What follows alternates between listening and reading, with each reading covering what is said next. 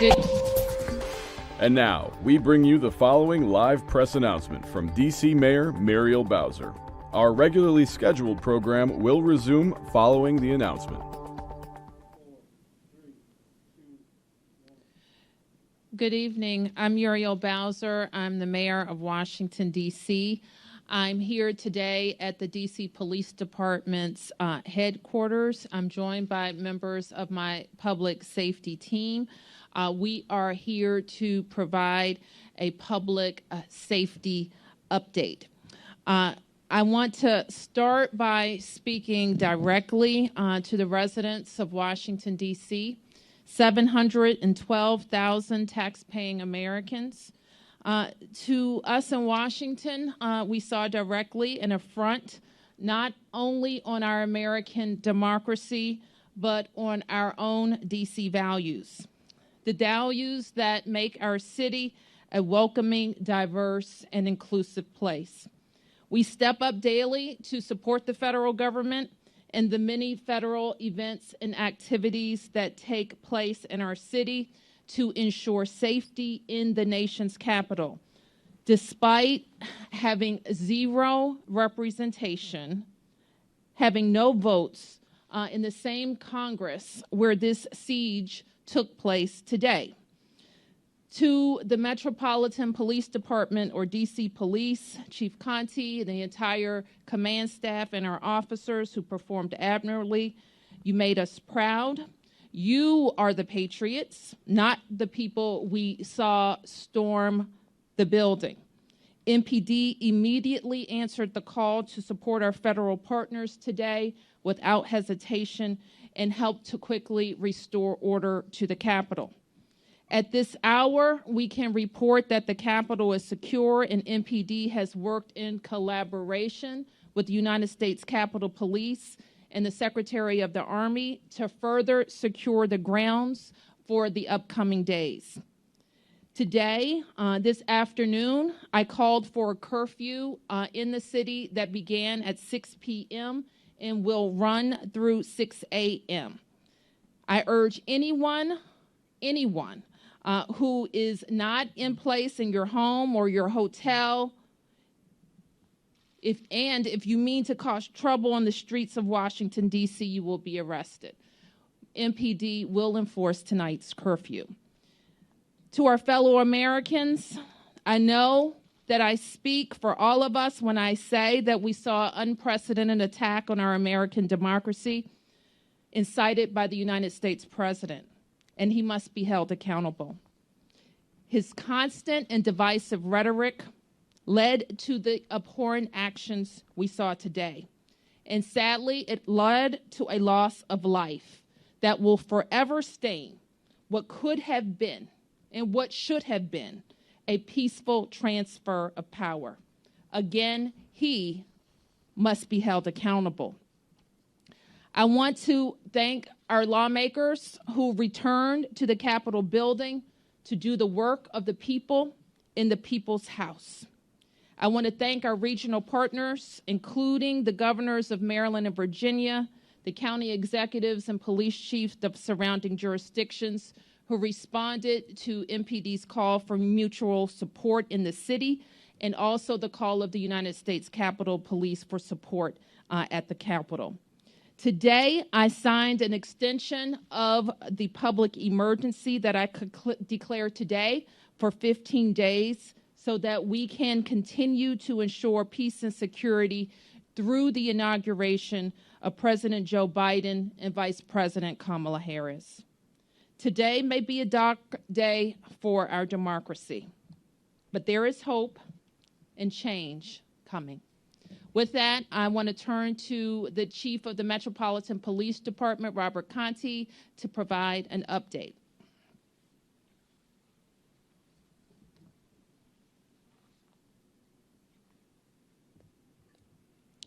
Thank you, Mayor Bowser. I am Chief of Police Robert Conte of the Metropolitan Police Department.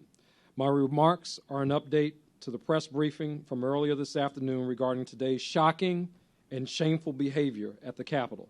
But I want to first reassure community members across the District of Columbia that we are still responding to calls for police service, and we are grateful for your words of thanks and support for our members and partners. Around 8 p.m., Congress reconvened and the Senate has resumed their session, allowing democracy to continue. To get this accomplished, the Metropolitan Police Department, along with the U.S. Capitol Police, had to regain control of the U.S. Capitol by removing trespassers and sweeping the building for security. After we successfully removed all trespassers and cleared the building, our members established a secure perimeter around the Capitol building, utilizing police personnel in order to push back any demonstrators in the area. I would like to thank the assisting law enforcement agencies, to include Virginia State Police, Arlington County, Prince William County, and Fairfax County Police Departments, Maryland State Police, Montgomery County Police, Prince George's County Police, New Jersey State Police, and National Guard assets for answering the call. Shortly past 7:15 p.m., police personnel from local jurisdictions began assisting MPD in securing the perimeter around the Capitol building. This allowed our members to become mobile in order to enforce the mayor's 6 p.m. curfew.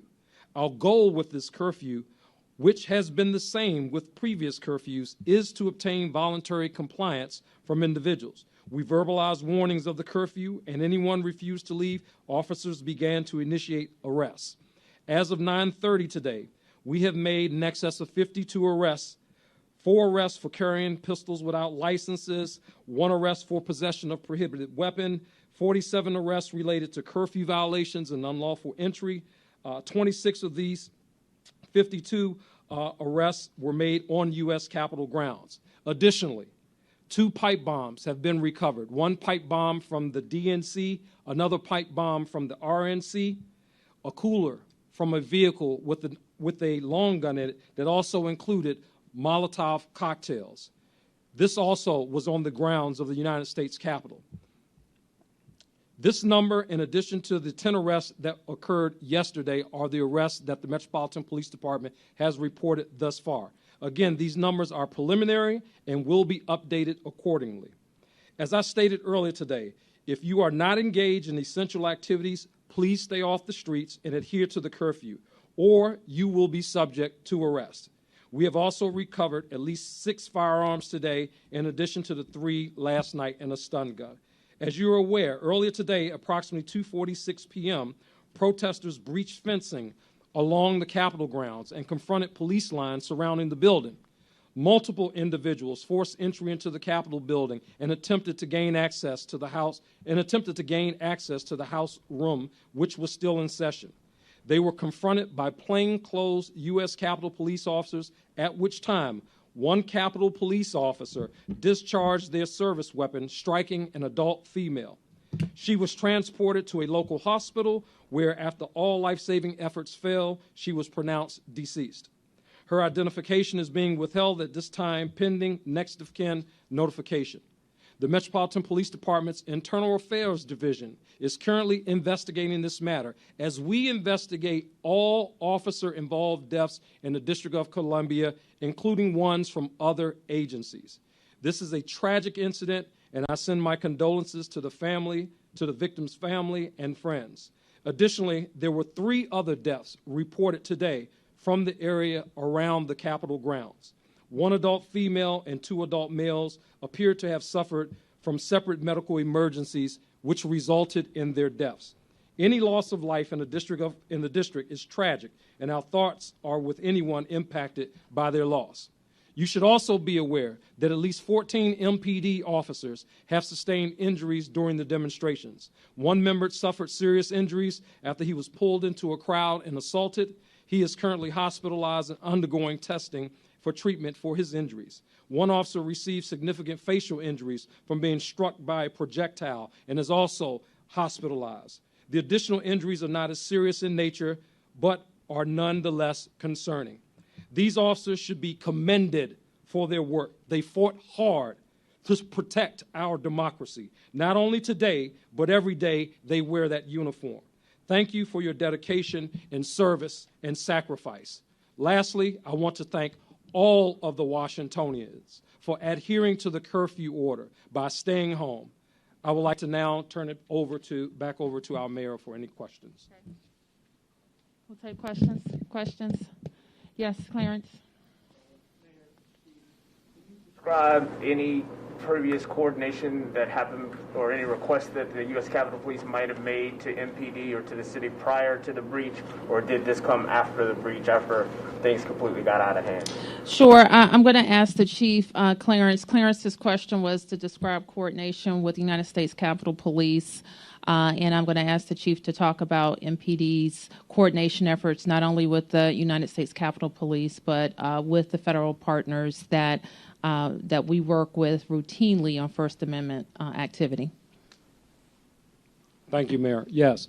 So there were several planning meetings between the United States Capitol Police and the regional law enforcement partners leading up to the events of today.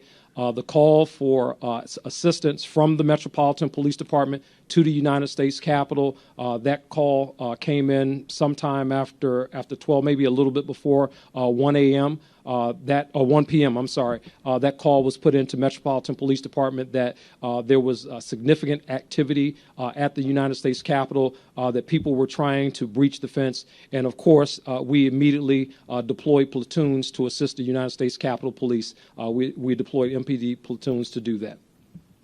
Chief, can you characterize it all? Are you happy with kind of the coordination prior to? Do you feel like you wanted to have more units, on scene ahead of time, or can you just characterize that at all? Well, for the city's response in terms of how the Metropolitan Police Department deployed its officers, I'm very comfortable with that. I think we'll all look back to examine the different plans that were in place, the coordination, what U.S. Capitol Police plans, what they were. Certainly, there was an agreement that if there was any assistance needed, that MPD would answer that call, and we did that today. We answered the call. Yes. Mayor, and this is also for the chief. When you look at the fact that those people were able to storm into the Capitol, would you call this a failure on the part of the Capitol Police when it comes to security? And also, there are some videos that are circulating that appear to show Capitol Police officers letting people in through a barricade. Are you aware of that? And have you found out what went on there? I'm not aware of that particular instance, Evan, and I'm sure that we're going to spend a lot of time working with our partners, including in leadership, about the security of the building. We are focused, however, right now on making sure that the members can do their work, that the additional assistance that's coming in is being properly deployed so that the Capitol and its grounds can be secured by the United States Capitol Police and the resources under the D.C. National Guard. And we are very focused on that, and we will continue to focus because clearly we will have more events at the Capitol, and we want to make sure that every lesson learned from this one is implemented. Yes. To be able to have a secure inauguration, considering what we saw today, in terms of what happens now in dealing with these federal partners? We will continue to talk. I know you know that there is a presidential pick, they call it, as well as the Congress itself has its own planning body for the presidential inauguration. We participate with those groups, and we will regroup with them so that the best situational planning can be in place. Any other questions? Yes. Maybe if the chief wants to weigh in, some people are saying that it appears that at least early on there was some restraint on behalf of MPD when it comes to arresting people after the curfew. We saw on Swan Street in June 194 people arrested. We're not seeing numbers like that as of tonight. What's going on, and are they showing some restraint?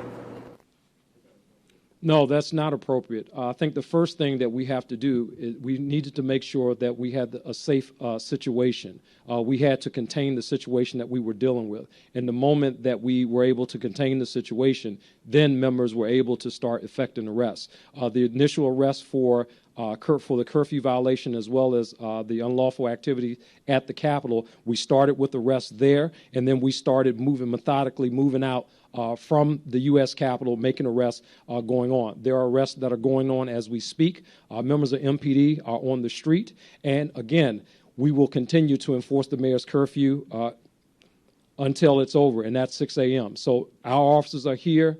They're here, and they're doing their jobs, and they will take anyone in custody that's in violation of the mayor's curfew order. Chief, are you able to characterize, we ever hear from your officers that went inside the Capitol? What did they encounter when they got inside? What were they confronted with inside of those halls? Obviously, a very chaotic scene. One that we have not experienced in the city before, but I'm very proud of my officers. They fought. We answered the call of the federal government. Metropolitan Police Department officers responded there with the assistance of surrounding jurisdictions, and we restored the people's business. Okay. Who's Jenny from WAMU. Hi, this is Jenny from WAMU. My question is about the difference between June 1st and today. On June 1st, we saw a huge collection of federal police forces in the city, and Mayor Bowser, you had some criticism about that. But I'm wondering, to both you and Chief Conti, if you wish that there had been more of a federal police presence earlier in the city today.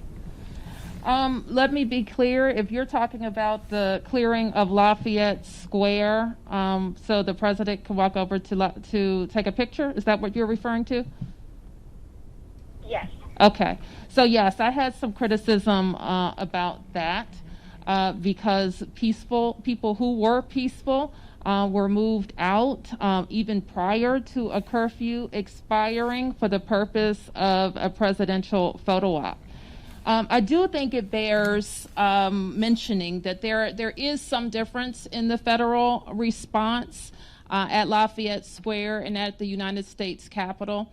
I think that we saw different types of vehicles used.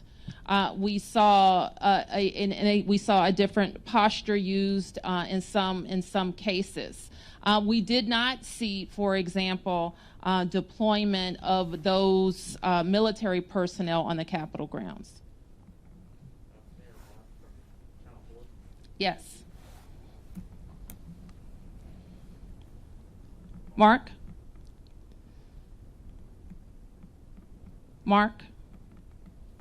Yes, I have a question for each of you. Thank you. For Mayor Bowser, I'm wondering if you could clarify what the new mayor's order, the extension of the emergency, what powers that gives you, and if you will extend the curfew. For Chief Conti, if you could clarify the 3 medical emergency deaths, if those were all at the Capitol. And for Chief Donnelly, in the readout provided today, it said that your medics transported a gunshot victim today, and I'm just wondering if you could clarify if that in fact was the woman who was shot inside the Capitol and not another gunshot victim. Thank you. Your question was about the public emergency, and Mark, by mayor's order, I can declare an emergency that gives me additional authority over business operations. It gives me the authority to restrict the movement of DC residents for an extraordinary event, and that's what a curfew is. And so what we do by extending this public emergency by 15 days, in addition to allowing me to organize the operations of our government, we want to put everybody on notice that some extraordinary act by the government that could restrict their movement or their business may be necessary.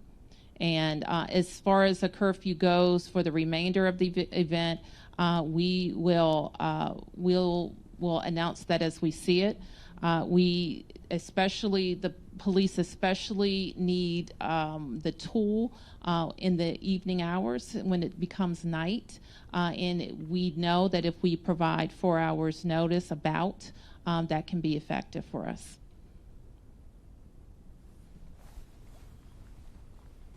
Mark, your question regarding the other individuals, obviously until these individuals are seen at the office of the chief medical examiner, know the cause of death. We believe that there was some type of medical emergency for each of them, but again, that's very preliminary. Once we know, obviously, we can relay that information. The gunshot wound victim, the female, she is the one who was transported from the scene to an area hospital where she was pronounced. Okay. Yes, Mike from AP. Thank you, Mayor.